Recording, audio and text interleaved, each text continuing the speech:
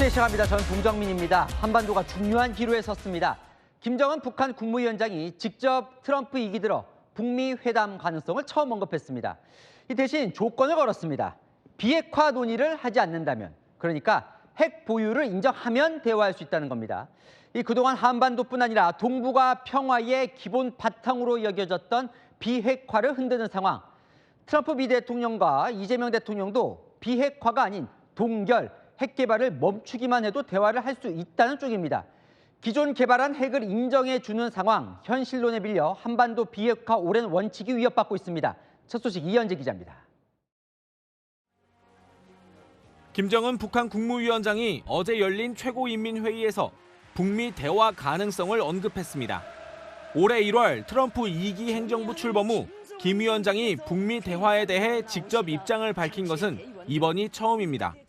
조선반도와 주변의 정세 추이를 엄정히 분석하시면서 대미 대한 입장을 천명하셨습니다. 김 위원장은 북미 대화의 전제 조건이 비핵화 포기임을 명확히 했습니다. 김 위원장은 허황된 비핵화 집념을 털어버린다면 미국과 마주서지 못할 이유가 없다며 북한을 핵 보유국으로 인정해 줄 것을 요구했습니다.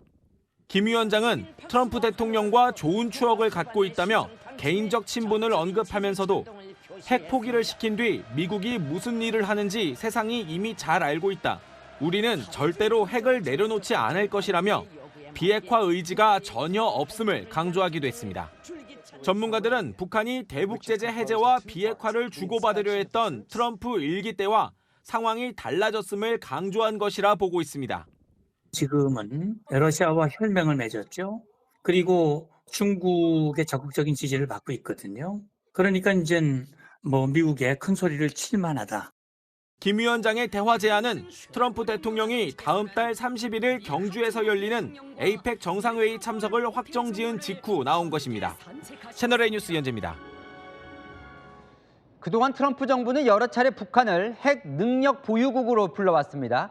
핵 보유국으로 인정한 건 아니라면서도 핵무기를 사실상 인정을 했죠. 비핵화 논의를 뺀 북미 대화 제안에 트럼프 미 대통령 응할까요? 미국 분위기는 이어서 워싱턴 최주영 특파원이 전합니다.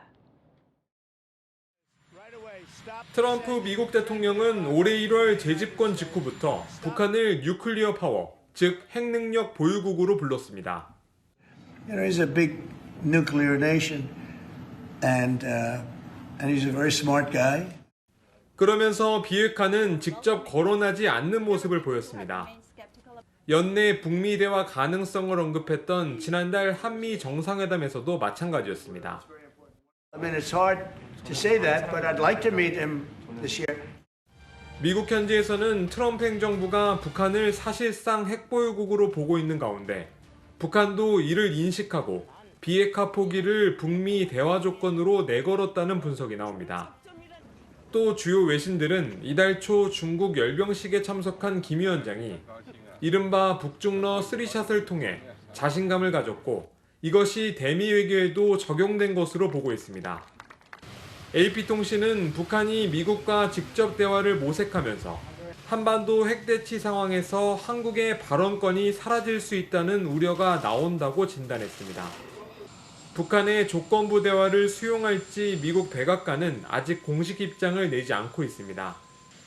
이런 가운데 한미일의 한 축인 일본은 한미와 국제사회와 협력해 북한의 완전한 비핵화 요구를 계속 이어갈 것이라고 밝혔습니다. 트럼프는 현지 시간 오늘 오후 워싱턴 DC에서 뉴욕으로 이동해 유엔 총회 일정을 시작합니다. 워싱턴에서 채널A 뉴스 최주현입니다. 이렇게 연기가 솔솔 피기 시작한 북미 정상과 만남. 우리 정부는 이번 주 미국 뉴욕에서 열리는 유엔 총회 기간에 물 및 북미 간 실무 접촉이 있을 걸로 보고 있습니다. 그리고 만남이 성사가 된다면 그 장소는 다음 달 에이펙이 열리는 한국. 김정은 위원장이 경주에 오기보단 판문점 회동 가능성을 높게 보고 있습니다. 홍지은 기자의 단독 보도입니다. 미국 뉴욕에서 열리는 유엔 총회에서 북미 간 대화 재개를 위한 실무 접촉이 있을 것으로 전해졌습니다. 정부 핵심 관계자는 뉴욕 유엔 총회 기간 북미 간 뉴욕 채널을 가동해 물밑 접촉 시도가 있을 것이라고 말했습니다. 북한은 이번 유엔 총회에 김선경 외무성 부상을 단장으로 하는 고위급 대표단을 파견할 것으로 보입니다. 김 부상은 최선희 외무상 다음 지위의 고위급 인사입니다. 북한이 총회 연설에 고위급 대표단을 보낸 건 지난 2018년 이용호 외무상이 마지막이었습니다. 외교소식통은 북한에서 고위급 대표단을 보낸다는 건 북미 접촉에 나서겠다는 뜻이라며 에이펙 정상회의를 계기로 판문점서 북미 정상 간 접촉 가능성이 높은 상황이라고 말했습니다. 6년 만에 판문점 회담 성사 가능성이 거론됩니다. We'll have talks. He'd like to meet with me. He didn't want to meet with Biden because he had no respect for Biden. But we look forward to meeting with him and we'll make relations better. 정부도 실무 준비에 착수했습니다. 정부 관계자는 에이펙을 계기로 북미 정상 간 대화가 있을 가능성을 열고 추진 중이라며 모든 가능성을 열고 준비하고 있다고 했습니다. 조현 외교부 장관도 김 위원장이 경주에 올 것 같지는 않고 다른 방법으로 어떻게 할지 미 측과 협의해 나가고 있다며 가능성을 열어뒀습니다. 채널A 뉴스 홍재은입니다. 이렇게 북미 정상회담이 가시권에 들어오면서 한국 패싱 논란이 따라오고 있습니다. 자, 이재명 대통령 비핵화가 아닌 핵 동결이 현실적인 대안이라며 핵 개발을 멈추기만 하면 우리가 회담에 관여하지 않더라도 북미 합의에 동의하겠다는 뜻을 밝혔습니다.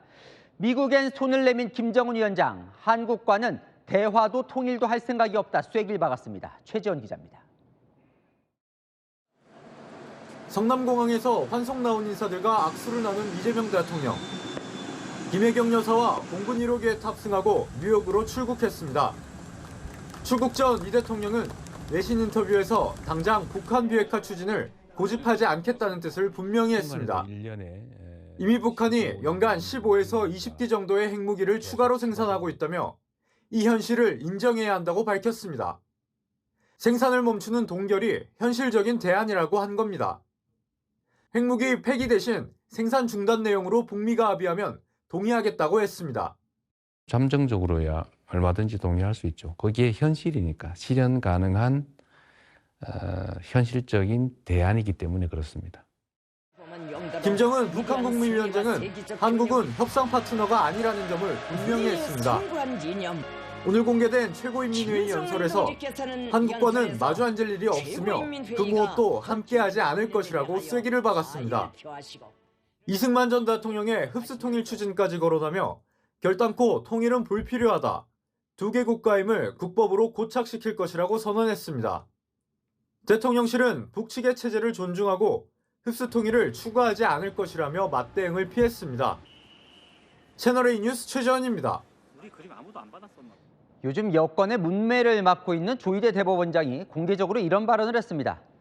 세종대왕은 법을 왕권 강화 수단으로 삼지 않았다. 이재명 대통령을 겨냥한 발언인지 정치권에선 설왕설래 말들이 많았는데요. 여당은 발끈했습니다. 김세인 기자입니다. 연단에선 조희대 대법원장이 세종대왕의 철학에 대해 연설합니다. 세종대왕께서는 법을 왕권 강화를 위한 통치 수단이 아니라 백성들의 삶의 질을 향상시키고 그들의 권리를 보장하는 규범적 토대로 삼으셨습니다.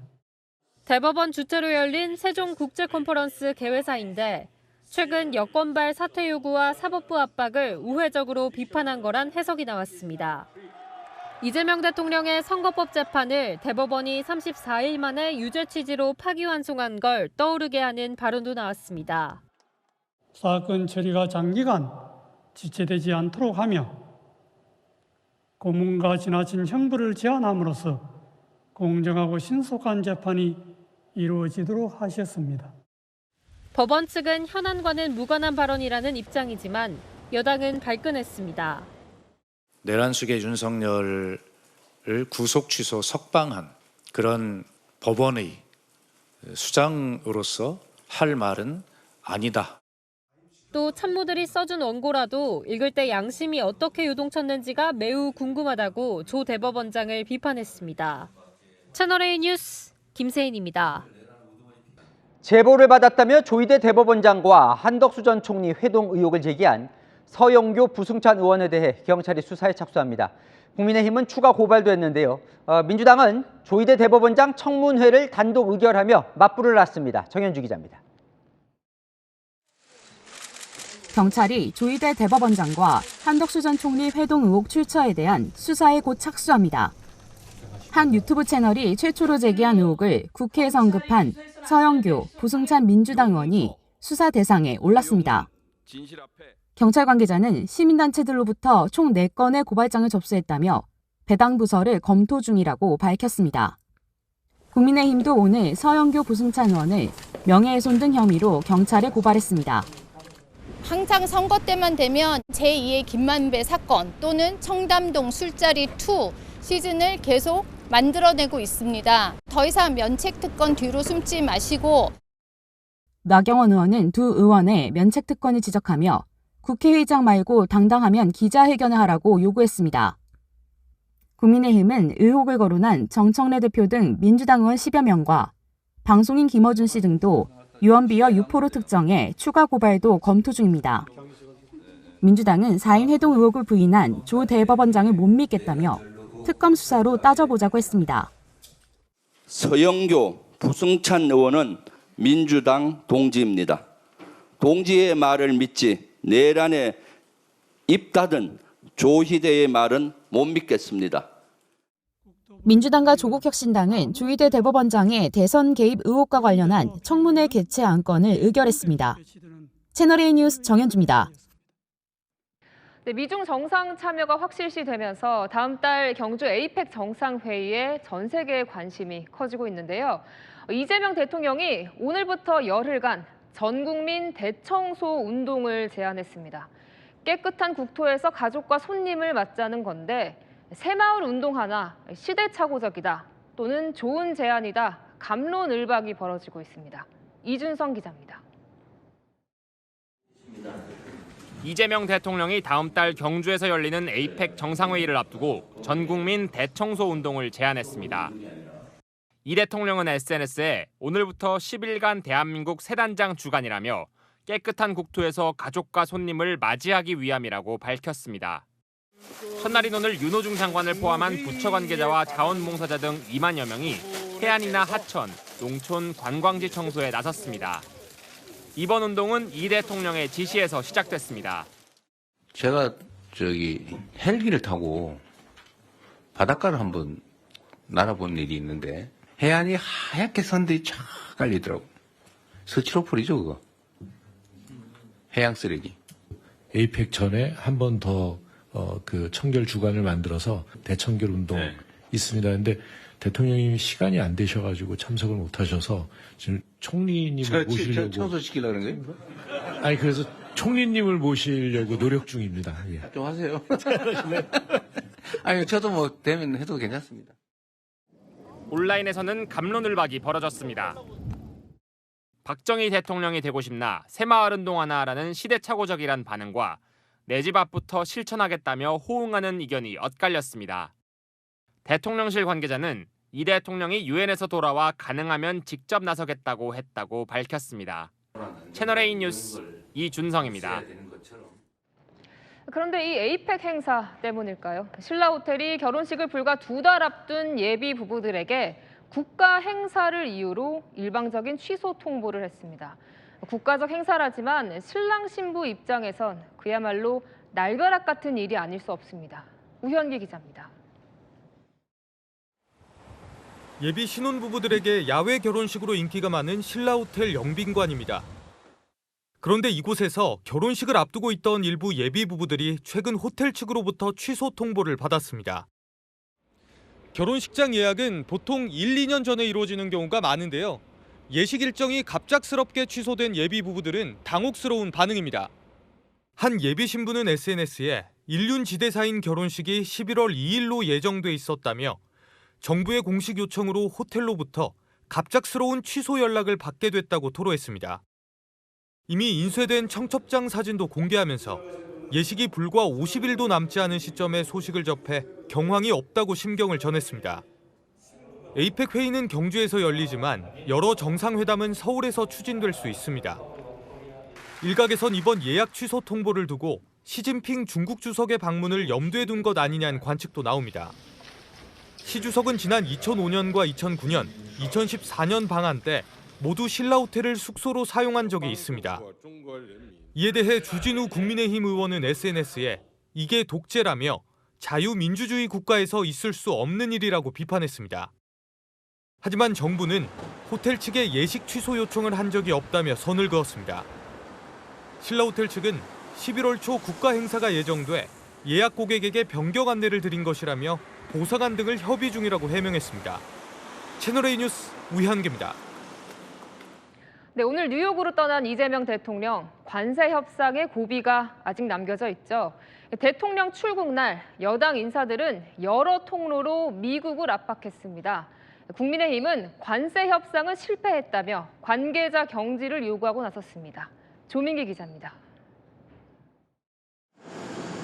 뉴욕으로 떠나는 이재명 대통령을 배웅하고 곧바로 국회로 돌아온 정청래 민주당 대표. 미국을 겨냥하는 듯한 발언을 했습니다. 나라가 위험할 때 우리 스스로 지키지 못하고 남에게 의존해야 한다면 그것은 진정한 독립국가라 할 수 없습니다. 외국 군대를 언급하며 자주국방을 강조한 대통령과 결을 같이 하며 주한미군 유연화를 요구하는 미국을 겨냥했다는 해석이 나왔습니다. 민주당 초선 의원들은 주한미국 대사관을 찾았습니다. 미국에게 강력히 항의를 하는 그런 차원에서 저희들 오늘 이 대사관 방문을 했습니다. 주한미국 대사 대리를 만나 한국인 노동자 구금 사태와 일방적인 관세 협상에 항의 서한을 전달했습니다. 이 대통령이 출국 전 미국 요구대로 관세 협상을 수용하면 97년 외환 위기에 맞먹는 위기에 빠질 수 있다며 선을 긋는 인터뷰에 야당은 관세 협상 실패를 인정했다고 지적했습니다. 자동차 부품 공장을 방문해 자동차 관세 25%를 해결하지 못하고 있는 정부를 비판했습니다. 반미 감정만 부추기는 그런 발언들이 쏟아지고 있는데 모두 다 기업들에게 떠넘기고 정부는 발을 빼려고 하는 게 아닌가. 채널A 뉴스 조민기입니다. 오늘 국회 법사위 청문회에서는 아주 이례적인 풍경이 펼쳐졌습니다. 현직 검사들이 대거 출석해 여당, 그러니까 민주당 의원과 격한 공방을 벌이는 장면이 연출된 겁니다. 자, 먼저 이화영 전 부지사 술파티 회의 의혹, 수사 당사자인 박상용 검사는 대북 송금 사건의 핵심 증거인 국정원 문건을 확보한 게 이 전 부지사 덕분이었다며 회유는 없었다고 맞받았습니다. 최승현 기자입니다. 연어 파티 한 적 있어요, 없어요? 없습니다. 해초밥 파티 한 적 있어요, 없어요? 없습니다. 연어 술파티 의혹을 재차 부인한 박상용 검사. 대북 송금 사건 수사 때 이화영 전 부지사는 회유로 허위 자백을 하기는커녕 적극 진술했다고 주장했습니다. 또 검사가 묻지 않았던 내용까지 모두 상세히 구체적으로 진술해서 그 진술의 신빙성이 굉장히 컸습니다. 그러면 이화영 부지사가 지적해서 증거를 새로 찾은 것도 있나요? 이화영 부지사가 국정원 문건을 한번 보자고 얘기를 했었고 법원이 직권으로 영장을 발부했고 그에 따라서 국정원 문건이 입수됐습니다. 이 전 부지사 유죄 확정의 핵심 증거가 된 국정원 문건도 이 전 부지사가 먼저 알려줘서 알게 됐다는 겁니다.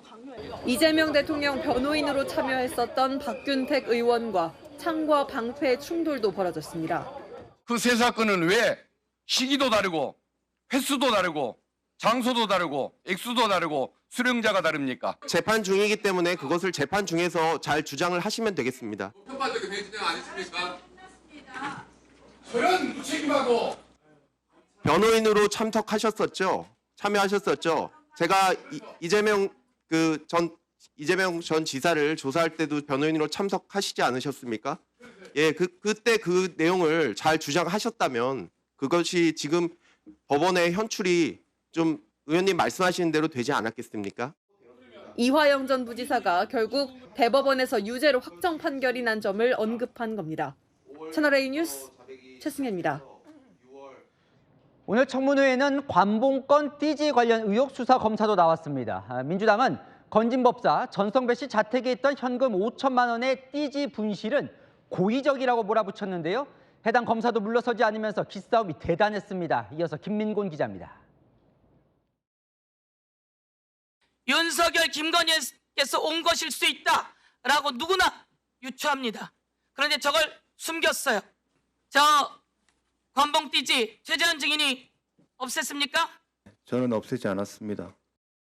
건진 법사 집에서 압수된 5천만 원 상당의 관봉권 띠지를 일부러 없앴냐 묻자 당시 수사팀 검사는 풀려서 사라진 거라고 적극 반박했습니다. 그럼 누가 그걸 폐기했는지, 누가 그걸 잃어버렸는지, 누가 그걸 버렸는지 확인하는 건 본인의 목 아니에요? 제가 그래서 당시에 본인의 목인데 그걸 확인했어요, 못했어요? 말씀드리고 있지 않습니까? 좀 들어주십시오. 내가 묻잖아요. 확인했어요, 안 했어요? 확인했다고 말씀드리고 있습니다. 해당 검사는 분실 책임은 제가 지겠다면서도 극한 기싸움을 이어갔습니다. 증거를 인멸했니 말았니? 그러니까 구속이 돼야 된다 말아야 된다 뭐 이런 얘기들을 하시는데 수사 지금은 제가 답변 드리고 있습니다. 최재형 검사 마이크 똑바로 놔요. 마이크도 제가 오자는 위치에 못 놓습니까? 이게 그런 자리입니까? 검사들의 태도를 지적하자 야당 의원들까지 참전했습니다. 윤석열 정권을 상대로 오늘 보이신 그 같은 용기를 보이셨다면 오늘 이런 사태는 안 일어났을 것입니다. 결론을 짜맞춰 놓고 정인을 윽박지르는 자리가 결코 아닐 것입니다. 정인들을 불러놓고 이렇게 겁박을 합니까? 채널A 뉴스 김민곤입니다. 자, 오늘 법사위는 이 청문회 시작까지도 참 오래 걸렸습니다. 피켓을 두고 또 간사 선임을 두고 퇴장을 두고 건건이 다퉜고 별의별 비아냥이 다 나왔습니다. 백승현 기자입니다. 거기에 붙여놓은 그 정치 부분은 철거한 이후에 회의 진행을 하겠습니다. 이거 함부로 철거하지 마세요. 이거는 우리 당의 정신입니다. 국회 법사위 시작부터 국민의힘 위원들이 붙인 피켓으로 고성이 오가더니 비아냥으로 이어집니다. 법사위에 왜 야당 간사가 없느냐? 송석준 의원님이 간사하세요. 있을 수 없는 국민들을 무시하느냐? 간사하세요. 그러면 간사 다시 잖아요. 민주당이 부결한 간사 나경원 의원 대신 맡으라는 겁니다. 일사부재리에 따라서 의원님은 간사 선임의 건에 대해서는 발언권조차 없다 이렇게 말씀을 드리고요. 피켓을 철거하지 않자 조롱은 더 거칠어집니다. 검찰 개혁되면은 큰일 납니까? 이렇게 하는 것이 윤석열 오빠한테 무슨 도움이 되십니까, 나경원 의원님? 윤석열 대통령 얘기를 왜 합니까, 여기서? 45분째 회의를 방해하고 있습니다. 나경원 의원님은 퇴장을 명합니다. 개의 1시간을 넘겨서야 청문회가 시작됐습니다. 채널A 뉴스 백승현입니다. 한 학자 통일교 총재가 구속 갈림길에 섰습니다. 오늘 영장 심사를 받고 구치소에서 결과를 대기 중인데요. 오늘 통일교 신도들의 응원을 받으며 법원에 출석한 한 총재, 휠체어를 타고 눈을 질끈 감았습니다. 송진섭 기자입니다. 검은색 정장을 입고 차에서 내리는 한 학자 통일교 총재. 수행원의 부축을 받아 휠체어에 앉은 채로 법원 건물로 들어섭니다. 권성동 의원에게 1억 원이 아니라 세뱃돈과 넥타이 주셨다고 진술하셨습니까? 씨는 1억 전달이랑 샤넬백 전달 인정했는데 이에 대해서는 어떻게 보시나요? 법원 출입구 맞은편에는 통일교 신자들이 모여 한 총재를 응원했습니다.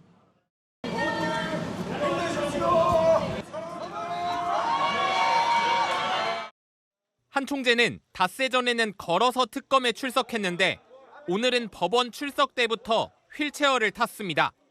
김건희 특검팀은 한 총재가 3차례 소환 요구에 불응하는 등 수사에 비협조적이었고 구속 중인 권성동 의원과 진술이 엇갈려 증거인멸 가능성이 높다고 구속 필요성을 주장한 걸로 전해집니다.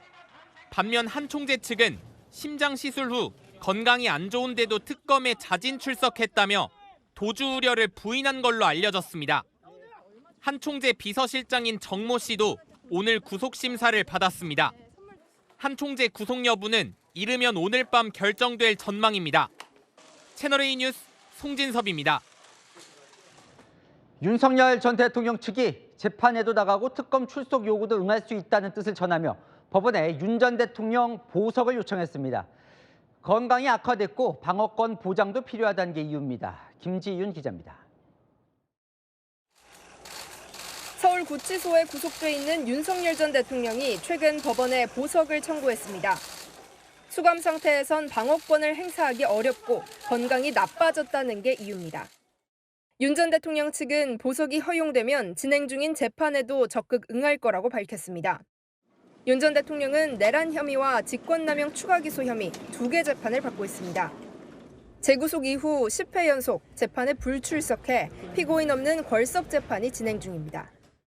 윤 전 대통령 측은 보석이 받아들여지면 특검 소환 요청도 전향적으로 논의해볼 수 있다는 입장입니다.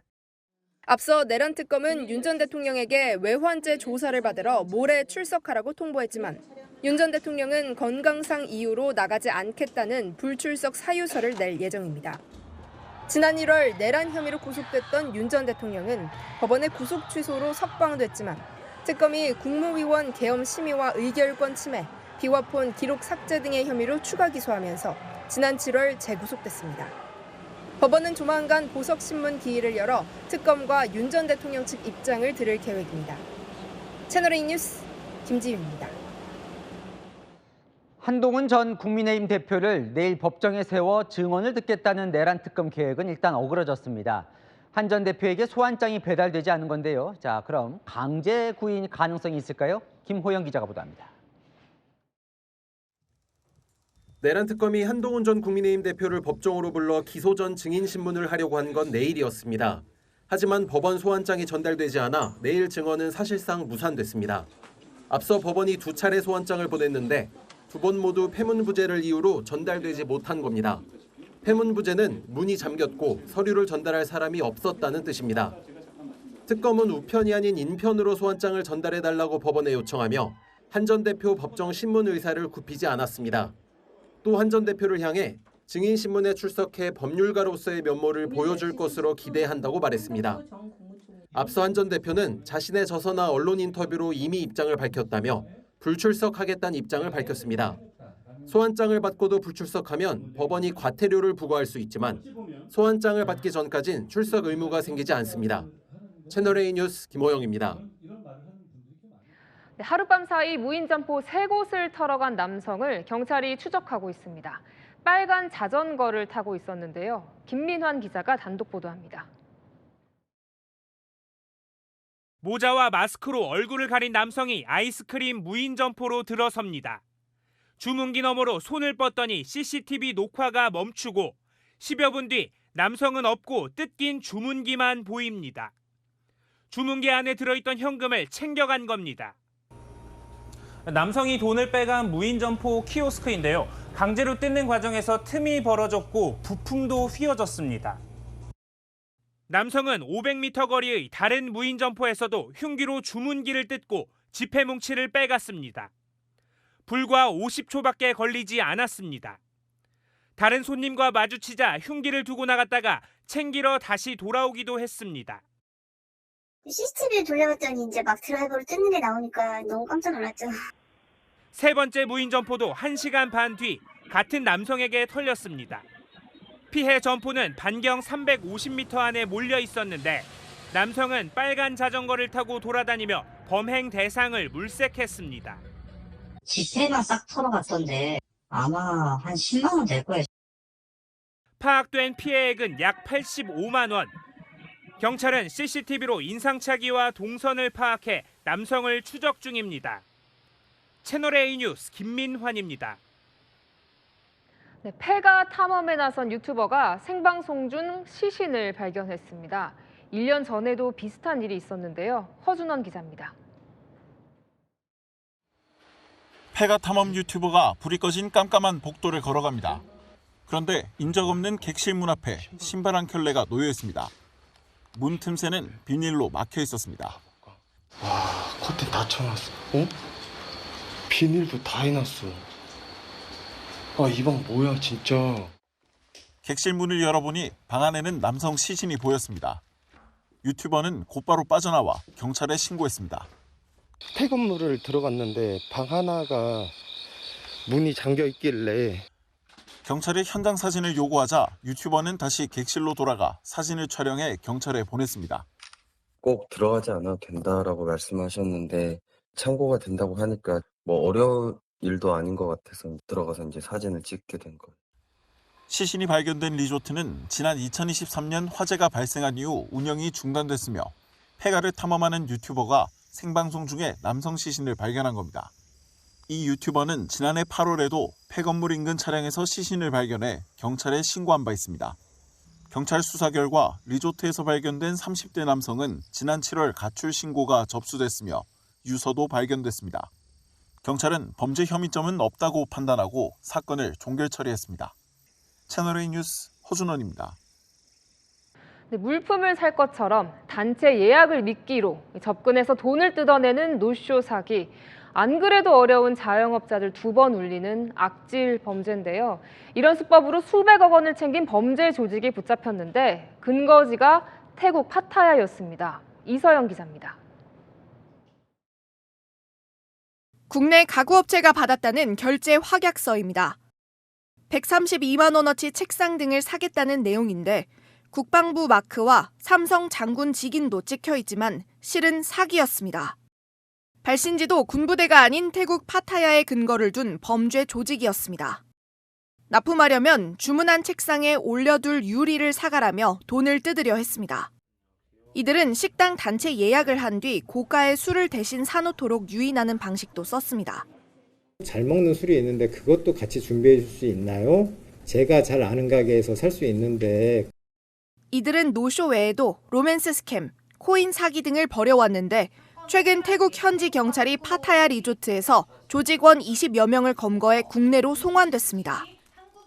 ทางเราก็จะดำเนินคดีกับคนกลุ่มนี้ในความผิดตามกฎหมายคนเข้าเมืองแล้วก็ส่งตัวกลับมาดำเนินคดีข้อหาเกี่ยวเรื่องการหลอกลวงที่ประเทศเกาหลี 지난 1년간 범죄 수익만 210억 원. 경찰은 조직원 21명을 구속하고 중국인 총책 등도 국내로 송환할 방침입니다. 채널A 뉴스 이서영입니다. 1,050원어치 간식을 먹었다는 이유로 재판에 넘겨진 이른바 초코파이 절도 사건 혹시 들어보셨나요? 이미 1심 재판이 열려서 벌금 5만 원 명령을 받았는데 이런 일로 재판까지 받아야 하냐는 의견이 분분했습니다. 논란이 커지자 관할 지검장이 직접 나서서 방안을 찾아보겠다고 했습니다. 강경모 기자입니다. 지난해 1월 새벽 물류회사에서 위탁해 경비 업무를 하던 A씨는 사무실 냉장고에서 초코파이와 커스터드 한 개씩을 꺼내 먹었습니다. 초코파이는 450원, 커스터드는 600원짜리였습니다. 검찰의 약식 기소에 이어 법원도 벌금 5만 원의 약식 명령을 내렸지만 A씨는 유죄를 받으면 해고될 수 있어 정식 재판을 청구했습니다. 1심에서 A씨는 평소 냉장고 간식을 가져다 먹으라는 말을 듣고 초코파이 등을 먹은 것이라며 절도에 고의성이 없다고 주장했습니다. 하지만 재판부는 고의성이 충분히 인정돼 유죄라며 벌금 5만 원을 선고했습니다. A씨는 항소해 현재 재판이 진행 중입니다. 지난 18일 열린 항소심 첫 재판에서 재판부는 각박하게 이렇게까지 해야 하나 싶다고 말하기도 했습니다. 새로 부임한 전주지검장은 이와 관련해 검찰이 기소유예를 하지 않아 사건을 키웠다는 지적이 있다며 상식선에서 무엇을 할 수 있는지 살펴보고 있다고 밝혔습니다. 또 기소 경위 등을 파악해 할 수 있는 조치가 있다면 시행할 계획이다라고 강조했습니다. 채널A 뉴스 강경모입니다. 네, 오늘부터 2차 소비 쿠폰 신청과 지급이 시작됐습니다. 이번엔 소득 상위 10%는 대상에서 빠졌죠. 주민센터에선 나는 왜 못 받냐는 항의도 나왔습니다. 홍란 기자가 취재했습니다. 주민센터 안이 2차 소비 쿠폰 10만 원을 신청하려는 사람들로 빼곡합니다. 추석도 돌아왔으니까요. 요즘 뭐 벌이도 현찬하고 그러니까요. 생활에 많이 보탬이 되죠. 아니 그냥 날짜만 기다렸다가 온 거지. 나라에서 도와준다 그래가지고 쿠폰 받으러 왔어요. 신청 기간은 오늘부터 다음 달 31일 오후 6시까지입니다. 1차 때와 마찬가지로 신청 첫 주는 출생연도 끝자리에 따라 요일제가 적용됩니다. 추석 연휴 기간에도 온라인 신청은 가능합니다. 1차 소비 쿠폰과 다른 점은 소득과 재산 상위 10%는 지급 대상에서 빠졌다는 겁니다. 신청하러 왔다 대상이 아닌 걸 알게 돼 항의하는 사람도 있습니다.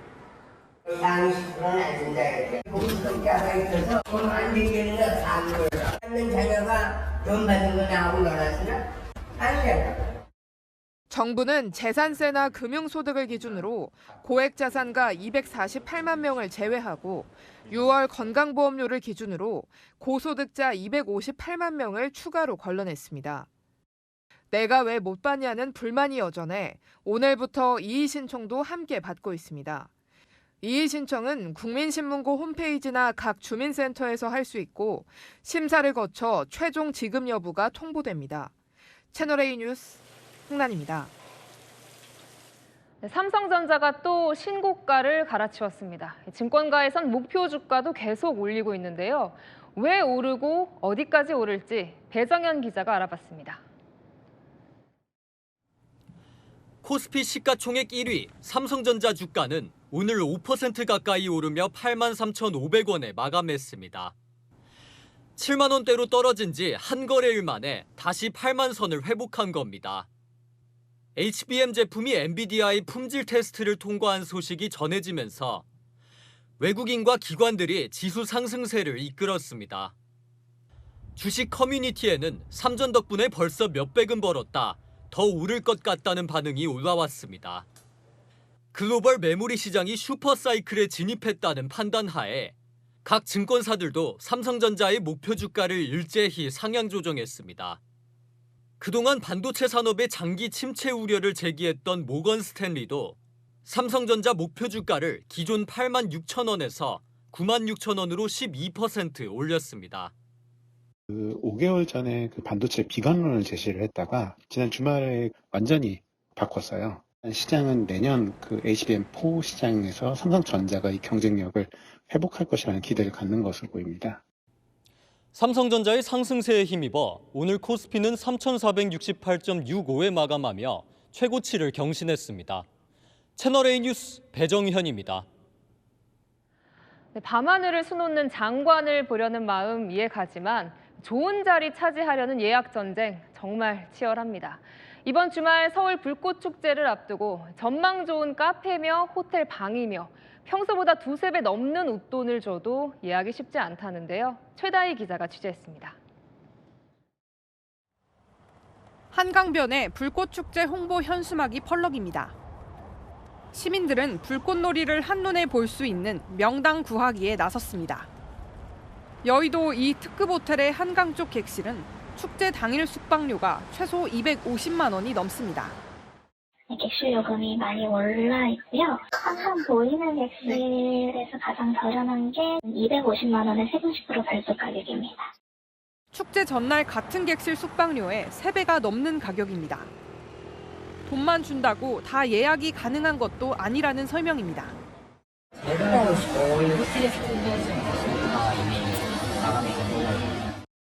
한강버스 터미널에 입주한 이 카페는 아예 축제 당일 자리 예약을 받았습니다. 한강이 정면으로 보이는 카페인데요. 불꽃축제 당일 좌석 이용료가 20만 원이나 되지만 하루 만에 사전 예약이 마감됐습니다. 이용 시간이 최대 3시간이지만 호텔보다는 가성비가 높아 신청이 몰린 겁니다.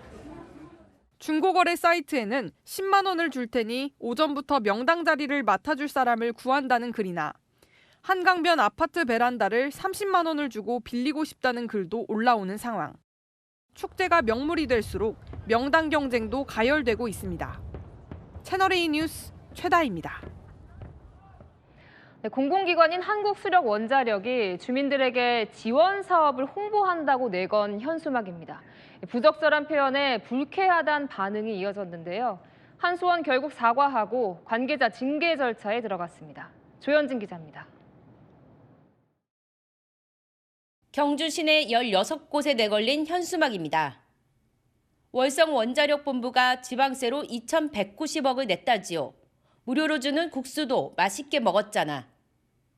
공공기관인 한국수력원자력사나 월성본부가 거액의 세금 납부와 지역 행사에 기여하고 있다고 홍보한 겁니다. 시민들은 불쾌감을 감추지 않았습니다.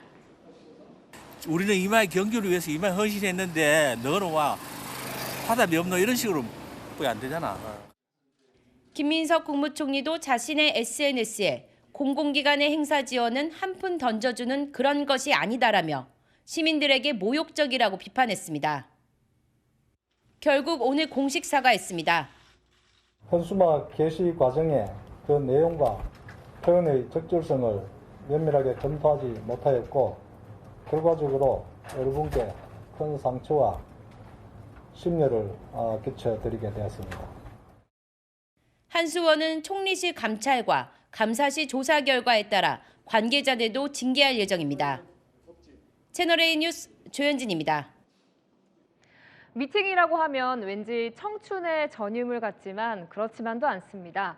중년의 새로운 인연을 찾아 나선 사람들의 이야기를 현장 카메라에 담았습니다. 배준석 기자입니다.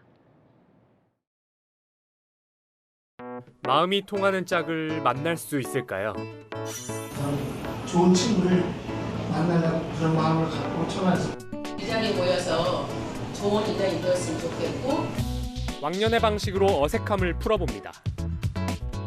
떨어지는 순간에 맞춰서 이마로 잡아주시면 좀 더 가까이 가셔야 됩니다. 좀 더 가까이 가셔야 될걸요. 하나, 둘, 셋. 자, 1980년대, 1990년대 노래를 맞춰주시는 게임이 되겠습니다. 네, 손 드시고 세길처럼 누구의? 편지사. 맞습니다. 1대1 대화 주제는 진지합니다.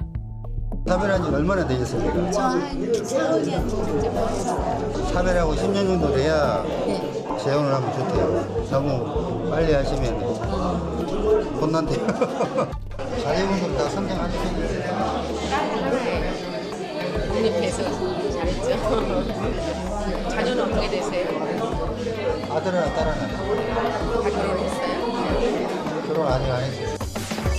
또 다른 미팅 현장. 노후 준비도 주요 질문입니다. 남자 5번님은 연금 저축도 마련해 놨대요. 누구 딱히 못 만나시면 계속 저랑 카페 가게 하시고 연금 깨먹기. 연락 주시면 제가 대화의 팁도 있습니다. 절대 이혼 사유를 물어보지 말아라. 다들 과거가 있잖아요. 우리는 좋으려고 만나는 거잖아요. 그래서 과거 얘기보다는 40대부터 60대까지 다양한 연령대가 참여하는 중장년 미팅 시장은 요즘 호황입니다. 사회적인 분위기가 많이 바뀌고 새로운 사랑을 찾아야겠다. 이런 분들이 많이 참가. 누군가를 만나고 싶고 사람은 혼자 살 수는 없잖아요. 누군가를 만나서 또 같이 좀 남은 인생을 내지는 여생을 함께하고 싶은 욕망은 다 있는. 현장 카메라 배준석입니다.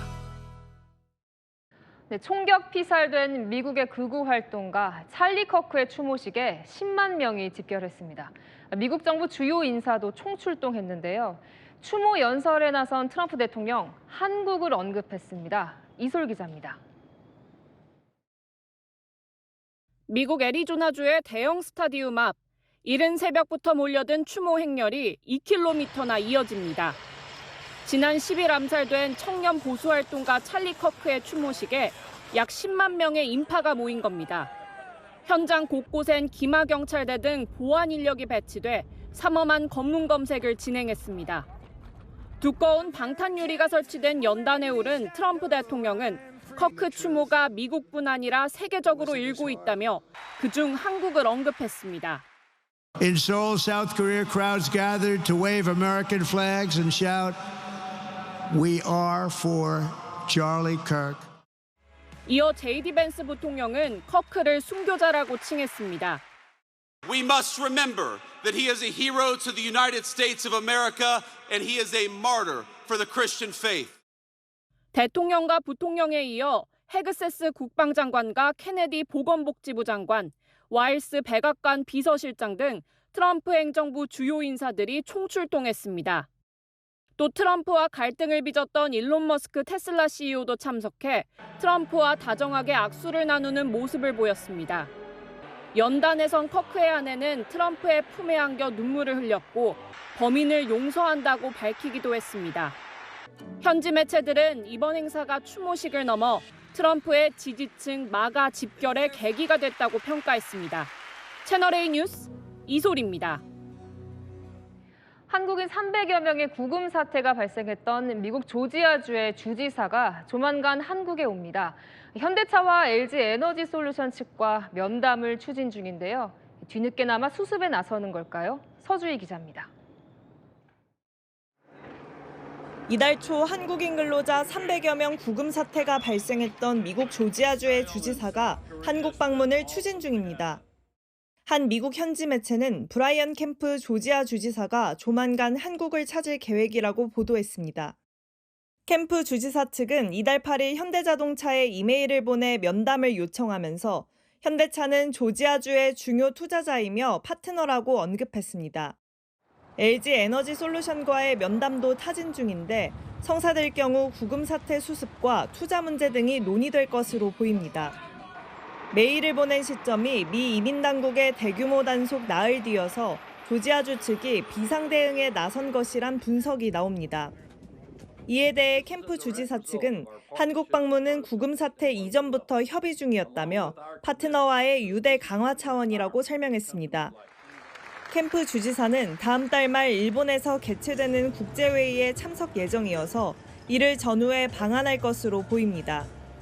채널A 뉴스 서주입니다.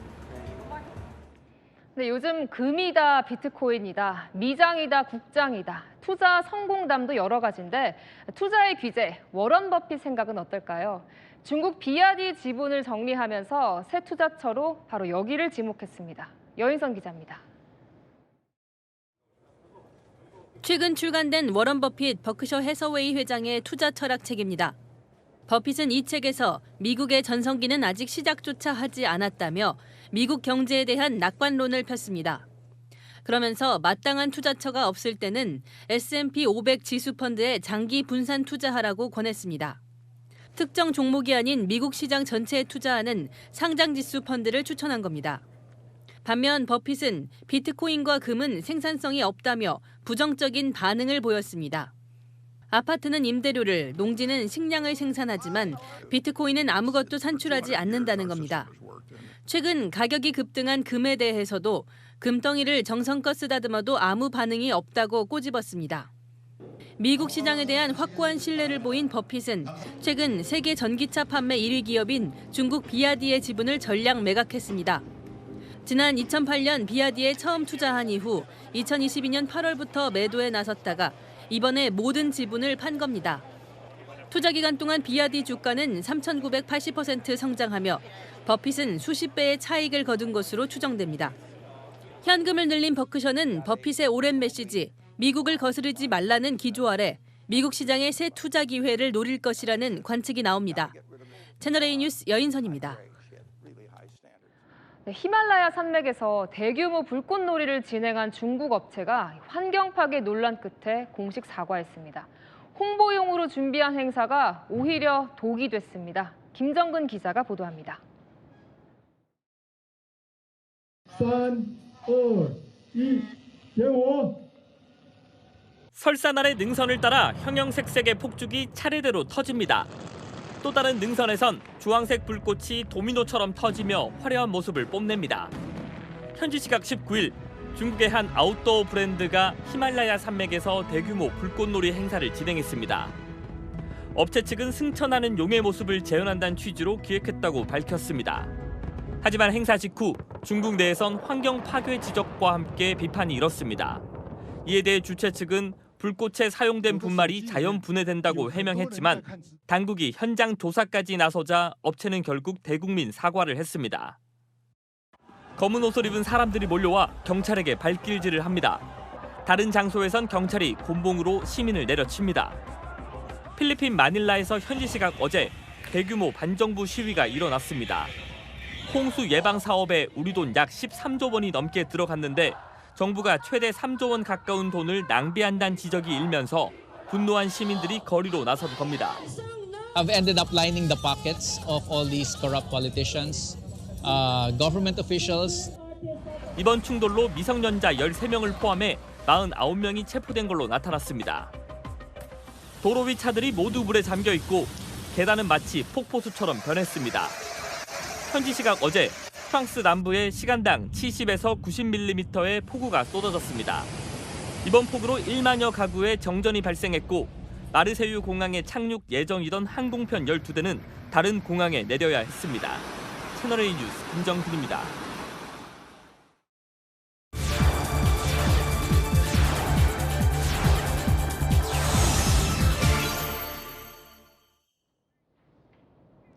프랑스 파리 여행 가셨던 분들은 많이들 공감하실 텐데요. 이 거리 곳곳에 개 배설물이 가득하죠.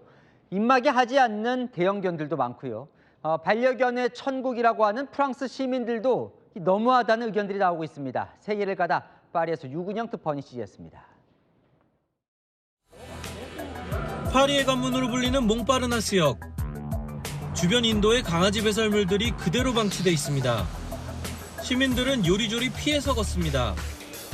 차들이 다니는 도로에도 강아지 배설물들이 그대로 뭉개져 있습니다. 배설물을 치우지 않으면 135유로, 우리 돈 약 22만 원의 벌금이 부과되지만 실제로 치우는 주인은 거의 보이지 않습니다. 파리 시민들도 불만을 드러냅니다. Il y en a beaucoup dans Paris et c'est un peu dérangeant parce qu'on peut marcher dessus et tout. On peut marcher dessus et du coup c'est énervant parce qu'il y en a beaucoup de partout. On marche dedans sans faire exprès et ça peut gâcher une journée. Des sanctions qui étaient faites, donc des amendes qui étaient mises aux contrevenants, je pense que ce serait plus respecté. Voilà. 이곳은 프랑스 파리 15구의 주거구역입니다. 제가 직접 걸어가면서 개 배설물들이 얼마나 청소되고 있는지 확인해 보겠습니다. 15분 동안 500m를 걷는 동안 무려 40개나 발견됐습니다. 반려견으로 인한 불편은 배설물에만 그치지 않습니다. 목줄을 하지 않은 채 거리를 활보하는 대형견 역시 쉽게 볼 수 있습니다. 파리 기차역 같은 공공시설에서는 입마개를 하지 않은 대형견도 보입니다. 부모와 아이들이 즐겨 찾는 공원에서도 입마개를 하지 않은 사냥개가 유유히 산책을 즐깁니다. Oui, je pense que c'est extrêmement dangereux que les grands chiens ne portent pas de muselière. Je pense aussi qu'il existe des types de chiens qui devraient être interdits dans des villes ou dans certains quartiers. 실제 안전사고도 끊이지 않고 있습니다. 지난달에도 루아르 지역에서 9살 소년이 대형견 로트와일러에 물려 숨지는 일도 발생했습니다. 기차역 등 공공시설에서 대형견에 대한 입마개 규정이 없는 건 아니지만 유명무실한 상태입니다. Parce que ça m'est déjà arrivé que mon chien se fasse attaquer par un chien qui devait avoir une muselière et qui n'en avait pas et il a mordu. Il l'a mordu à l'oreille et il a saigné. Donc voilà. 반려견의 천국이라는 명성에 걸맞게 안전장치와 책임감 있는 반려견 문화가 절실하다는 목소리가 커지고 있습니다. 파리에서 채널A 뉴스 유근영입니다. 성혜랑 기자와 열한야랑 시작합니다. 첫 번째 주제 보겠습니다. 자, 내로남불 배틀이라면 경쟁이란 건가요? 네, 야당에서 내로남불 결승전 상대로 2명을 지목했습니다. 바로 이재명 대통령, 또 민주당 서영교 의원인데요. 먼저 야당에서 말하는 이 대통령의 내로남불 항목은 배임죄 추진입니다. 기업에 손해를 끼쳤어. 또 유죄가 나서 감옥을 가요. 그 위험해서 어떻게 사고를 합니까? 민주당은 이번 정기국회에서 배임죄를 폐지할 것입니다. 대장동 사건, 백현동 사건으로 재판을 받고 있는 피고인 이재명에게 쥐구멍을 만들어서 뒤로 탈출할 수 있도록. 그러니까 야당 주장은요, 이 배임죄 폐지 추진이 겉으로는 기업을 위하는 척하면서 속으로는 배임죄로 기소된 이 대통령의 재판을 없애려 한다는 겁니다. 내로남불이라는 건 뭐 남한테 더 엄격하다 뭐 이런 뜻이잖아요. 네, 자신에겐 관대하고요. 이 대통령의 입장이 실제로 과거와는 달라졌다. 이게 야당의 공격 포인트입니다. 한동훈 전 대표가 13년 전에 이 대통령의 발언을 찾아 올렸습니다. 배임죄 처벌이 사법권 남용이라고 반발하는 기업을 향해서 해괴한 소리라며 그럴 거면 기업 말고 개인 사업을 하라고 했었다고요. 한동훈 전 대표, 해괴한 줄 알면서도 하는 게 더 나쁘다고 꼬집었습니다. 그러고 보니 결승전에 서영교 의원도 있었잖아요. 네, 맞습니다. 조이대 한덕수 회동을 폭로한 서 의원은요, 과거엔 가짜 정보 퍼뜨리면 징역 7년까지 받게 하겠다더니 본인이 가짜 정보를 퍼뜨리고 있다고요.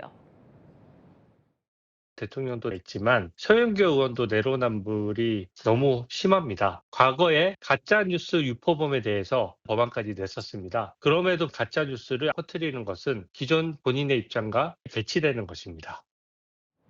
서 의원은 왜 가짜냐, 이 신뢰할 만한 제보였고 특검 수사로 진실이 드러날 거라고 맞받고 있습니다. 네, 다음 주에 보겠습니다. 정동영 통일부 장관인데 뭐가 바뀌어요, 철따라? 네, 바로 이름인데요. 이 정동영 장관이 이 탈북민 대신에 북향민이라고 부르자고 제안을 했습니다. 탈북민들은 이에 화가 잔뜩 난 모습입니다. 우리 박충건 의원님은 북향민의 명예를 대표합니다. 탈북민을 모독하고 북한 주민을 모독하지 마십시오. 탈북민들은 지옥 같은 북한을 목숨을 걸고 탈출한 의미가 포함되어 있습니다. 통일부는 탈출했다는 탈자에 부정적인 어감이 있다면서 고향을 두고 왔다는 뜻이 담긴 북향민이 좋겠다고요. 근데 정작 탈북민 단체는 그 탈자를 빼면 정체성이 흔들린다고 하는 거예요. 그렇습니다. 북한을 나온 건 독재 체제에서 탈출했다는 거죠. 그런데 이 정 장관이요, 20년 전 노무현 정부 통일부 장관 시절에도 탈북민 이름을 바꾼 적이 있습니다. 부정적으로 들린다면서 새터민으로 바꿨죠. 하지만 3년 만에 탈북민으로 다시 돌아왔고요. 이름이 사실 중요해요? 근데 그러고 보면 이번 정부에서 이름을 바꾸는 것들이 좀 있어요. 그렇더라고요. 이번에 5월 1일 근로자의 날 명칭을 노동절로 바꾸는 법안이 최근 상임위를 통과했고요. 고용노동부 약칭도 고용부에서 노동부로 바뀌었습니다. 민노총 위원장 출신인 이 노동부 장관의 뜻이 반영된 건데요. 이름을 보면 정부의 정체성이 보인다고 하죠. 이런 장명 정치, 얼마나 국민들의 공감을 얻느냐가 숙제입니다. 명실상부라고도 하잖아요. 네, 지금까지 여랑야랑이었습니다. 내일은 낮과 밤의 길이가 같아지는 추분인데요. 일교차 큰 가을 날씨에 옷차림 유의해야겠습니다. 내일까지 내륙은 일교차가 10도 안팎으로 크게 납니다. 서울 9도, 이천 11도, 철원은 12도나 벌어집니다. 내일 서울 18도 등 아침에는 15도 안팎에서 시작하고요. 낮 기온은 서울 27도 등 25도 안팎입니다. 내일 전국이 흐리겠고 밤부터 남해안에 비가 시작됩니다. 수요일과 목요일은 비가 전국으로 확대되는데요. 중부에 강하게 오며 서울 낮 기온도 23도까지 떨어집니다. 날씨였습니다. 뉴스에 마칩니다. 시청해주셔서 감사합니다.